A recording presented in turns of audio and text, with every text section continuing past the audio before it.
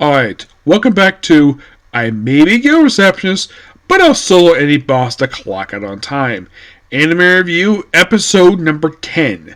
We are reviewing the 10th episode of the series, Ghost appeared on the training. I've never heard that this kind of thing would happen. Yep, we're still doing book 3 here. And also with this episode, we have roughly 2 more episodes left to go for the whole season. And then we're done. Yep. Yeah, basically, well, by the end of the month, this Friday will be reduced down from having 3 anime to review down to 1. And I'm like, okay, good. I have no problem with that at all.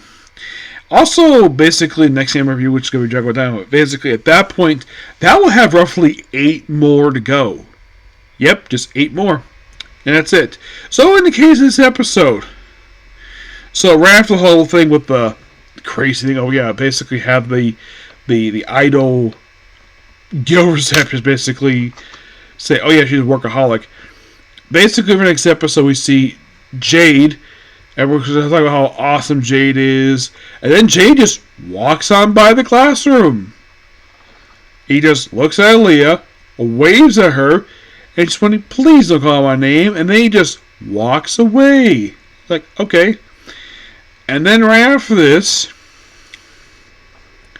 Alita and their junior, they basically have to wait because they're hungry, and they couldn't find any tables. The sit in the cafeteria was crowded. So then, of course, after a bit, of course, like what Ghost, that could be a Black Reaper. There's also a thing here with Jade and Flashback where people who apparently, like the predecessor to Silver Sword, think that Jade may not be good enough to be part of Silver Sword, much less the leader. But the Guildmaster, who was a former member of Silver Sword, thinks, yes, he should. We actually a little bit more about him in this episode, where later on, basically, you see after Jade walks by Aaliyah, then he runs to the Glen, where we see a statue of this girl who looks a lot like Luca, like almost exactly like her. Where this girl was his daughter. Well, his adopted daughter. Yes, they say he was adopted because, well, they don't say specifically she was adopted. He basically raised her as his own daughter, and she died. Apparently, according to Glenn's secretary, he used to be a very cold and selfish guy. And apparently, when he brought this girl in, it changed him. And basically, it drives him what kind of man he is. Like, okay, interesting. A lot of development for him this episode. I do appreciate that. Jade himself also still trying to do this beast mode thing, which keeps feeling out. And then, of course, basically, like, right after they're eating all the food, of course, Luca, basically, like, you have a guy tries to hit on Aaliyah. And then, of course, Jay shows up, basically says, leave now before I beat you. Well, he doesn't say this. Basically, he gives him a look. Says, if you don't leave now, I'm going to basically whack you with my shield. And it's like, oh, Jade, Mr. Jade, what are you doing here? Yes, because everybody knows who Jade is. And, of course, Aaliyah's like, can you please go back to where you were before this? Stay close by. And then later on, like, oh, because they explored a new dungeon. And, of course, Aaliyah and Junior's like, oh, crap. Basically, we do overtime again. I know what she feels. I had to get off 10 minutes late because I had to fill up my ice in my lobby and work with ice because it ran out. But after like 3 buckets, thing was full. So I actually take the 4 buckets, put that as stuff. It'll last for a while. It'll be perfectly fine. So, excuse me. So basically, like, so then basically the whole thing about this mysterious, they of course, it was suspected by Lau that Glenn might be the Man in Black, but it's counterproductive with the fact he allows Aaliyah to do what the heck he wants, despite the fact that he's trying to do these secret quests, whatever.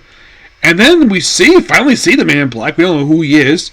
He dresses in black, wears a skull mask for some reason, knocks out somebody who works for the guild, and then later on, basically, we see Aaliyah and Luca, I think her name is, the one who's basically her junior, Who, by the way, in the English dub, she's voiced by...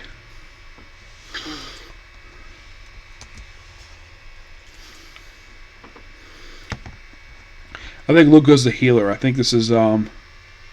Yeah, Lila. Who was voiced by Sarah Weinhoff? Yes, she is.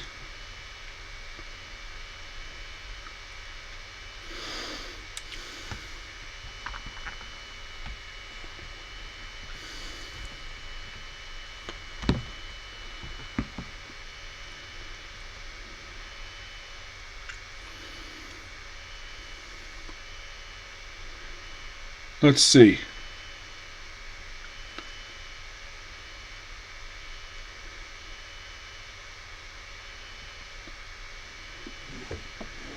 Oh, the research girl, her name is Shelly. Yeah, she's one who knocks out this episode. So, then later on, like, oh, we have one of the guys who was hitting on Aaliyah earlier. He gets possessed. Aaliyah knocked him with one punch to the gut. And then the two girls proceed to leave him in their room and go find Jade. Tell him what the heck is happening. And then, of course, I think it's Aaliyah sees, I think it's, actually, no, it's actually... Lila sees this mysterious person in distance, and everybody sees him. So they chase after him. Layla stays behind, and then the episode ends with the Men in Black churning the head of a gargoyle, and Silver Sword and Aaliyah fall through a pit hole. End of the episode. I gotta admit, this episode was actually really good. We get to learn a lot about Glenn in this episode, which was really cool. Like his we get not exactly his motivation, basically what drives him. Jake gets a little bit doing this episode. He just basically does his usual thing of like, oh, let's have it basically save him hit up another guy because he's jealous, and the fact he's madly in love with Leah. Oh yeah, that's this whole thing like staying awake by closing one eye, resting for a while, and then the other eye go back and forth to stay awake. I'm like, and also you had this thing where Leela, before the guy shows up, who thinks it's a ghost, she puts these two like tiny cups of salt. Yes, for some strange reason she did this, and then like, me is me. So a weird and really good episode at the same time, but that's all I gotta say this one. But next up is Daima. So please be sure to like, comment, subscribe, turn on notifications, and I'll see you next video. Okay? Bye.